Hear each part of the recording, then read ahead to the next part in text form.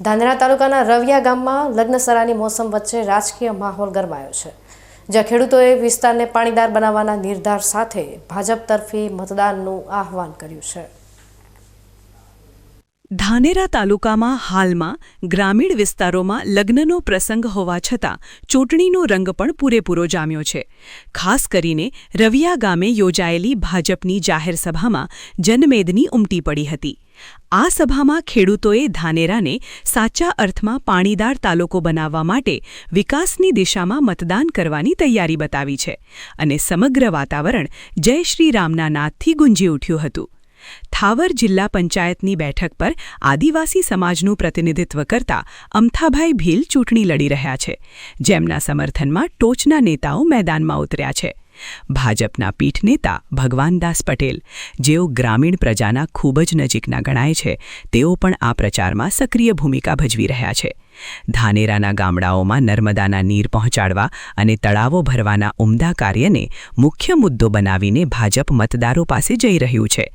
ખેડૂતોને સિંચાઈના પાણીની સુવિધા મળવાની ખાતરી જણાતા હવે મતદારોનું મન ભાજપ તરફ વળી રહ્યું હોય તેવું સ્પષ્ટ દેખાઈ રહ્યું છે। નાના સમાજના ઉમેદવારને જીતાડવા માટે જે રીતે ભાજપે એડી ચોટીનું જોર લગાવ્યું છે, તેનાથી સ્થાનિક લોકોમાં પક્ષ પ્રત્યે વિશ્વાસ વધ્યો છે। ખાસ કરીને નર્મદાના પાણીથી તળાવો ભરીને પાણીના સ્તર ઊંચા લાવવાના વચનને લોકોએ વધાવી લીધું છે। આજે રવિયા તાલુકા પંચાયતની ભારતીય જનતા પાર્ટીના જિલ્લા પંચાયતના ઉમેદવાર અને તાલુકા પંચાયતના ઉમેદવારોની આજે ગામમાં બેઠક હતી પ્રચાર અર્થે। એ પણ બંને ઉમેદવારો સાથે હતા। આજે ભારતીય જનતા પાર્ટીના જ્યાં અમે મિટિંગો કરી, લોકોનો એટલો બધો ઉત્સાહ છે, ખેડૂતો એટલા બધા રાજી છે કે સરકારે જે કામગીરી કરી છે, પાણી આપ્યું છે, વાવાઝોડામાં 44,000 રૂપિયા આપ્યા છે, જે સરકારની કામ કર્યા એટલા બધા રાજી છે કે આખી થાવર જિલ્લા પંચાયત સીટ અને નીચે પહોંચે તાલુકા પંચાયત ભારતીય જનતા પાર્ટીની મોટી લીડથી જીતશે એવી અમને સંપૂર્ણ વિશ્વાસ છે।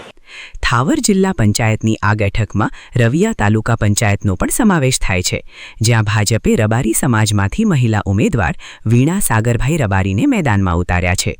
જિલ્લા અને તાલુકા એમ બંને બેઠકો પર કબજો જમાવવા માટે ગામડાના આગેવાનો અને વડીલો અત્યારે એક સુરે ભાજપને મત આપવા અપીલ કરી રહ્યા છે। ચૂંટણી સભા દરમિયાન યુવા ભાજપ પ્રમુખ રમેશભાઈ રોજેએ વિરોધ પક્ષ કોંગ્રેસ પર આકરા પ્રહાર કરતા જણાવ્યું હતું કે કોંગ્રેસ પાસે વિકાસનો કોઈ એજન્ડા નથી, તેથી તેઓ પ્રજામાં ભ્રમ ફેલાવી રહ્યા છે। તેમણે વધુમાં ઉમેર્યું કે કોંગ્રેસ માત્ર ધમકીઓની પાયાવિહોણી વાતો કરીને જનતાને ગેરમાર્ગે દોરી રહી છે, જ્યારે વાસ્તવમાં જનતા ભાજપમાં વિકાસ કાર્યોથી સંતુષ્ટ છે। રબારી સમાજ અને અન્ય પછાત વર્ગોને સાથે રાખીને ભાજપે સોશિયલ એન્જિનિયરિંગનો જે દાવ ખેલ્યો છે, તેનાથી વિરોધ પક્ષોમાં ચિંતા વધી છે। રવિયા અને આસપાસના વિસ્તારોમાં ભાજપના કાર્યકરો ડોર ટુ ડોર પ્રચાર કરીને સરકારી યોજનાઓના લાભો ગણાવી રહ્યા છે। સભામાં હાજર રહેલા વડીલોએ પણ જણાવ્યું હતું કે અમને ભાજપની કાર્યશૈલી અને વિસ્તારના વિકાસમાં શ્રદ્ધા છે।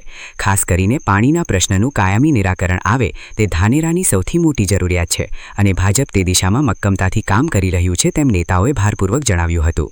આજે થાવર જિલ્લા પંચાયત અને તાલુકા પંચાયતની અમારી બેઠક હતી। આખા સમગ્ર ધાનેરા તાલુકાની અંદર ભારતીય જનતા પાર્ટીના તાલુકા પંચાયતના 26 ઉમેદવાર અને 5 જિલ્લા પંચાયતના ઉમેદવારની એક લીગ બની ગઈ છે અને ભારતીય જનતા પાર્ટીનો એટલો વિશ્વાસ છે, મોદી સાહેબે જે યોજના બનાવી છે, જે કામો કર્યા છે, એની અસર નીચે જોવા મળે છે। તમામ કાર્યકર્તામાં એટલો મોટો ઉત્સાહ છે કે અમારે 26 તાલુકા પંચાયત અને 5 જિલ્લા પંચાયત જીતે એવો પૂરેપૂરો અમને વિશ્વાસ છે। સાથે સાથે હું કહેવા માગું છું કે કોંગ્રેસ જોડે કોઈ વિકાસનો મુદ્દો નથી, કોંગ્રેસ જોડે કંઈ વાત રહી નથી, એટલે હવે શું ભરમ ફેલાવે છે કે ભારતીય જનતા પાર્ટીના આગેવાનો ધમકી આપે છે। હું ઇતિહાસ યાદ કરાવવા માગું છું કે લોકશાહીનું અનંત તો જ્યારે ઇન્દિરા ગાંધી વડાપ્રધાન હતા ત્યારે પત્રકારો અને નેતાઓને જેલમાં પૂરીને મોટામાં મોટું ષડયંત્ર કર્યું હતું, એનાથી મોટું તો કોઈ ધમકી ના હોઈ શકે અને મોટું કાવતરું ન હોઈ શકે।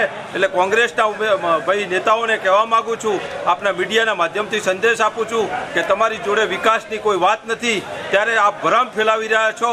ભારતીય જનતા પાર્ટીની વિચારધારા સમર્પણની છે.